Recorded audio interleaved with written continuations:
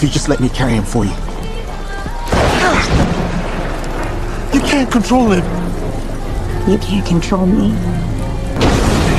This woman gave birth to a strange child. Not only did he learn to speak in just one day, he even called her by her name. Rowan? Rowan thought her special abilities had affected the baby, but only 3 days later, the boy began to grow at an alarming speed. Before long, he already looked 5 or 6 years old. He ate an enormous amount of food and had an extremely violent temper.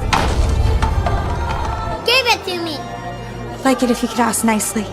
Can you say please? The boy covered his ears, refusing to listen to Rowan. But after all, he was her own child, so Rowan could only spoil him patiently. One day, while she was busy with housework, a ghost suddenly appeared in the house, claiming it had sensed an evil force. She gave Rowan a warning. It's not a sin to kill the devil. Deep down, Rowan already knew this child might have come from Lasher, the witch's sworn enemy. Because during a previous escape, when she was badly injured, her soul had once been magically controlled by Lasher. Even though there was no 10-month pregnancy, the child was still born from her body. To determine how much of Lasher's soul remained, she used her powers on the boy for the first time. The result was completely normal. His body was no different from that of an ordinary human. Rowan wrote everything down, but hesitated at the word human, adding a question mark beside it. At that moment, a scream suddenly came from the bedroom. Driven by a mother's instinct, Rowan used her powers to force the door open, only to find the boy had grown even bigger. As time passed, the boy continued to grow, and his mind developed along with his body. At 15 or 16, the age of rebellion, he found a doll in the basement. Rowan froze, because that doll once housed Lasher himself. She stepped forward to take it away, but the boy suddenly pushed her hard. In panic, Rowan instinctively activated her powers. When she saw the blood on the floor, she immediately realized she had made a mistake. But Rowan had no experience in dealing with a violent child, so she temporarily left him in the care of her elders and went to work at the hospital. She sent the glass stained with the boy's blood for testing, trying to find out what was abnormal. While waiting for the results,